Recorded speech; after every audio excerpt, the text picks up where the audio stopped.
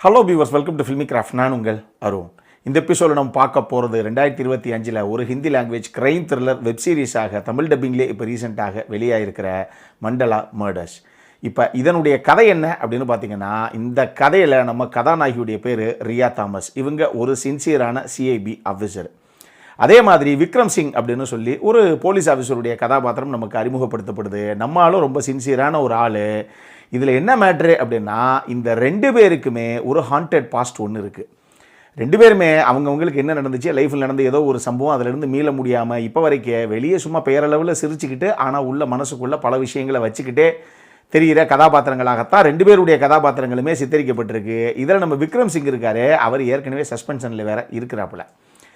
இதுபோக இதில் அனன்யா பரத்வாஜ் அப்படின்னு சொல்லி ஒரு பாலிட்டிஷியன், அந்த அம்மாவுடைய கதாபாத்திரம் ஒரு முக்கியமான கதாபாத்திரம். எப்படியாவது தான் கணவனையே தோக்கடிச்சு எப்படியாவது நம்ம தான் அடுத்த இடத்துல அந்த பதவியை பிடிக்கணும் அப்படிங்கிற மாதிரி அதுக்காக பல வியூகங்களை அமைச்சு அந்த மாதிரி ராஜதந்திரமாக செயல்படக்கூடிய ஒரு லேடி கேரக்டர். அது இந்த முக்கியமான கதாபாத்திரங்கள் 3. இதுபோக இன்னொரு 36 கதாபாத்திரங்கள் இருக்குது அப்படின்னு வச்சுக்கோங்களேன். இந்த 3 கதாபாத்திரங்களையும் நமக்கு இன்ட்ரோவை கொடுத்துவிட்டு ஒரு ஆற்றுல ஒரு சடலம் ஒன்று மிதந்து வருது. ஆனால் அது சடலம் அப்படின்னே நம்ம சொல்ல முடியாது. காரணம் என்னென்னா, கழுத்துக்கு கீழே இடுப்புக்கு மேலே இந்த போர்ஷன் மட்டும் இல்லை. இதுக்கு ஒரு பேர் ஒன்று இருக்குது, நான் சொல்லிவிடுவேன், அப்புறம் யூடியூப்பில் அதையும் பிடிச்சி போடும். அதனால் நான் அதை சொல்லலை. இப்போ 2 கை 2 கால், இதுக்கு நடுவில் தலையை வச்சு எல்லா பக்கமும் தச்சா எப்படி இருக்கும்? வித்தியாசமாக இருக்காது, கிட்டத்தட்ட ஒரு ஸ்பைடர் மாதிரி இருக்குது அது பார்க்குறதுக்கு. அந்த நிலைமையில் ஒரு சடலம் ஒன்று ஆற்றுல மிதந்து வருது. இதை பார்த்தோன்னு அவன் தெரிச்சு ஓடுறான். ஆனால் யாருங்க இது? இதை பார்த்தாலே தெரியுது கன்ஃபார்மாக இது கொலைதான்னு. யாராக இருக்கும் இந்தளவுக்கு கொடூரமான ஒரு வேலையை பண்ணுது? இந்த கொலைகாரன் யார், குற்றவாளி யாருன்னு கண்டுபிடிக்கணும் அப்படிங்கிறதுக்காக இந்த கேஸை தான் நம்ம கதாநாயகிக்கிட்ட கடைசியாக வந்து சேருது. அவங்க மட்டும் பார்க்காம, நான் சொன்னேனே விக்ரம் சிங்னு சொல்லி இன்னொரு சஸ்பென்ஷனில் இருக்கக்கூடிய போலீஸ் ஆஃபீஸர், அவரும் நம்ம கதாநாயகியோடு சேர்ந்து களத்தில் இறங்கி எப்படியாவது இந்த குற்றவாளி யார் அப்படின்னு கண்டுபிடிக்கலான்னு இவங்க ஒரு பக்கம் தேட, அடுத்தடுத்து இதே மாதிரி கொலைகள் ஊருக்குள்ளே அரங்கேறுது. இப்போ கடைசியாக அந்த கொலைகாரன் யார், அவன் எதுக்காக அந்த கொலைகளை பண்ணணும், அதுக்கு பின்னாடி இருக்கக்கூடிய காரணம் என்ன, அந்த கொலைகாரனை கடைசியாக இவங்க 2 பேரும் சேர்ந்து சுற்று போட்டு பிடிச்சாங்களா இல்லையா, இது எல்லாத்துக்குமான விடை தான் இந்த சீரியஸுடைய மொத்த கதையை. இந்த கதையை பொறுத்தளவுக்கு இது தி புட்சர் ஆஃப் பெனாரஸ் அப்படின்னு ஒரு நாவலில் இருந்து தழுவி தான் இதை கதைக்களமாக மாற்றி அதைத்தான் வந்து இவங்க பண்ணியிருக்காங்க. கோபி புத்திரனும் சரி மனன் ரவாத்தும் சரி 2 பேர் சேர்ந்து தான் இதை இயக்கியிருக்காங்க. ஆக்சுவலாக இதை ஒரு மித்தாலஜிக்கல் த்ரில்லர் அப்படின்னு சொல்லலாம், க்ரைம் த்ரில்லர் அப்படின்னு சொல்லலாம், க்ரைம் மிஸ்ட்ரி த்ரில்லர்னு சொல்லலாம், ஹாரர் த்ரில்லர்னு சொல்லலாம். எல்லா ஜான்டர் கலந்து கட்டி ஒரு சீரீஸாக இதை ப்ரெசென்ட் பண்ணியிருக்காங்க. ஸோ நான் சொன்ன இந்த எந்த ஜானர் உங்களுக்கு பிடிக்கும் அப்படின்னா கூட கண்டிப்பாக உங்களுக்கு இந்த சீரீஸ் வந்து உங்களை கவர்றதுக்கான வாய்ப்புகள் டெஃபினட்டாக இருக்குது. கிட்டத்தட்ட 8 எபிசோடு மொத்தமாக ஒரு 5.25 மணி நேரம் நெருக்கி ஓடக்கூடிய ஒரு சீரீஸ்னு வச்சுக்கோங்களேன். ஸோ அவ்வளோ டைம் இருந்தது அப்படின்னா பார்க்கணும் அப்படிங்கிறவங்க பார்க்கலாம். அந்த மாதிரி ஒரு சீரீஸ் தான் இது. இதனுடைய மிகப்பெரிய பலமே ஒரு சைடு பர்ஃபார்மன்ஸு, இன்னொரு சைடு டெக்னிக்கல் சைடில் இவங்க கொடுத்த கான்ட்ரிபியூஷன். இது 2 தான் நான் சொல்லுவேன். டெக்னிக்கல் சைடு எடுத்துக்கிட்டீங்க அப்படின்னா, இது 1950 கதைக்களம் ஆரம்பித்து அப்புறம் 2022 வரைக்கும் இங்கிட்ட அங்கிட்டும் ஆசிலேட் ஆகி போய்கிட்டே இருக்குது. டைம் லைன் மாறி மாறி நான் லீனியராக தான் அந்த கதைக்களத்தை இவங்க நரேட் பண்ணியிருக்காங்க. இதனால் ப்ரொடக்ஷன் டிசைன் டீமுக்கு சரியான ஒர்க்கு, சரியான எஃபர்ட் போட்டு அந்த டீம் பண்ணியிருக்கு. எல்லாமே அந்தளவுக்கு தத்ரூபமாக இருக்குது. அந்த பீரியட் ஃபேக்டர் அப்படிங்கிறத கணக்கிச்சிதமாக மெயின்டைன் பண்ணுற அளவுக்கு ப்ரொடக்ஷன் டிசைன் டீமுடைய ஒர்க் இருக்குது.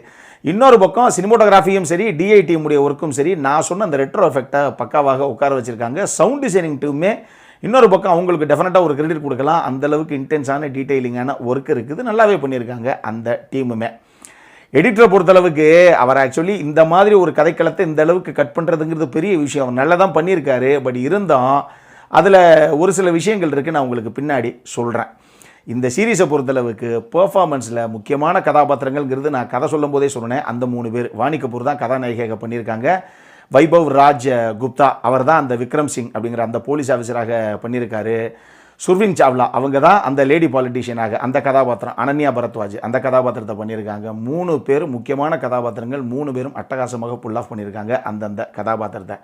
இது போக ரகுபீர் யாதவும் சரி, ஸ்ரேயா பில்குன்கர் அவங்களும் சரி, இந்த 2 பேருக்கும் முக்கியமான ஒரு கதாபாத்திரம்னு சொல்லலாம். இந்த 3க்கு அடுத்து இந்த 2 கதாபாத்திரங்கள் குறிப்பிடலாம். அது ஏன் அப்படின்னு நீங்கள் இந்த சீரீஸ் பாருங்கள், உங்களுக்கு தெரியும். ஸோ எல்லாரும் தேவையானதை நல்லா பண்ணியிருக்காங்க. இது போக இன்னொரு 60 ஆர்டிஸ்ட் இருப்பாங்கன்னு நினைக்கிறேன் உள்ள. அவ்வளவு பேர் இருக்காங்க. எல்லாரும் சப்போர்ட்டிங் காஸ்ட்டில் எல்லாரும் என்ன பண்ணணுமோ அதை கணக்குச்சிதமாக பண்ணியிருக்காங்க. இருந்தும் இதில் ஒரு சில விஷயங்கள் எனக்கு பர்சனலாக நல்லா பண்ணியிருக்கலாங்க அப்படிங்கிற மாதிரி ஒர்க் அவுட் ஆகலை. ஒன்று, எக்கச்சக்கமான கதாபாத்திரங்கள். நம்ம அடிக்கடி சொல்கிறது உண்டு, too much of anything is good for nothing. எதுவுமே ஒரு லெவலுக்கு தான் இருக்கணும்.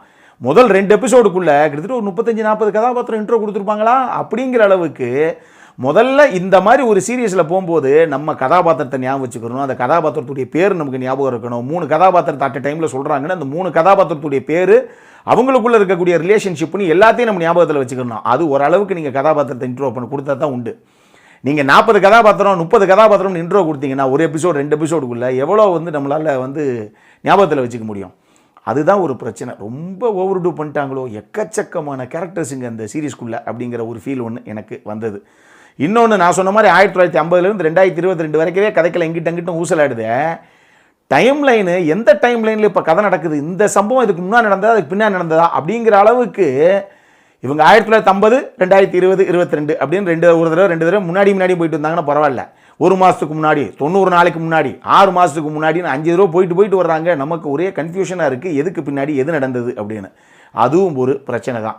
8 எபிசோடில் உண்மையாகவே ஒரு சுவாரஸ்யமான ஒரு கிரைம் த்ரில்லர் கதையை தான் இந்த டீம் ப்ரெசென்ட் பண்ணியிருக்கு. ஆனால் அது அந்த 8 எபிசோடில் இவங்க இழுத்ததே பெருசு. இதோடு இவங்க கன்க்ளூட் பண்ணியிருக்கணும் அந்த சீரியஸாகவே. ஆனால் இவங்க என்ன பண்ணிட்டாங்க, இங்கேருந்து அடுத்து லீடு விட்ட மாதிரி அடுத்த சீசனுக்கு லீடு வேறு விட்டுருக்காங்க. கதையை அதாவது எஸ்ஜே சூர்யா மாதிரி இருக்குது ஆனால் இல்லை அப்படிங்கிற மாதிரி முடிச்சிட்டாங்க. ஆனால் முடிக்கலை, இன்னும் கண்டினியூஷன் இருக்குன்னு இவங்களே இழுத்து விட்டாங்க. அது ஏங்க இப்போயே முடிச்சிருக்கணுங்க, இங்கேயே கன்க்ளூட் பண்ணியிருக்கணுங்க அப்படிங்கிற மாதிரி தோணுச்சு எனக்கு. இது எல்லாம் தாண்டி இந்த சீரீஸ்குள்ளேயும் ஒரு சில சினிமாத்தனங்கள் இருக்க தான் செய்து. அந்த காட்சிகளை கடந்து போகும்போதே என்னங்க இது அப்படிங்கிற மாதிரி நிச்சயமாக உங்களுக்கு ஒரு சில காட்சிகள் அந்த ஃபீலை கொடுக்கும். இது எல்லாமே இன்னும் நல்லா பண்ண வேண்டிய சமாச்சாரங்கள் இந்த சீரீஸை பொறுத்தளவுக்கு. அடல் கன்னடா பொறுத்தளவுக்கு இது ஒரு A சர்டிஃபைடு சீரீஸு. இதில் செக்ஷுவலாக ஒரு சில போர்ட்ரேயலும் இருக்குது. வார்த்தை பிரயோகங்கள் ப்ரொஃபானிட்டியும் சரமரியாக இருக்குது. இதை மைண்டில் வச்சுக்கோங்க. தமிழ் டப்பிங்கில் வழக்கம் போல் கொஞ்சம் அப்படி தான் பேசியிருக்காங்க. பெருசாக வழக்கமாக வேறு சீரீஸ்லாம் ரொம்ப மோசமாக இருக்கும் அப்படி கிடையாது. பட் ஸ்டில் இதில் ஒரு சில விஷயங்கள் இருக்குது. இது தமிழ் டப்பிங்கில் அவைலபிளாக இருக்குது. ஏங்க பார்த்தோம் அப்படிங்கிற அளவுக்குலாம் இருக்காது. கண்டிப்பாக நீங்கள் ஒரு தடவை பார்க்கக்கூடிய ஒரு நல்ல சீரீஸ் தான் இது. பட் பெரிய எக்ஸ்பெக்டேஷனெல்லாம் போய் பார்க்காதீங்க.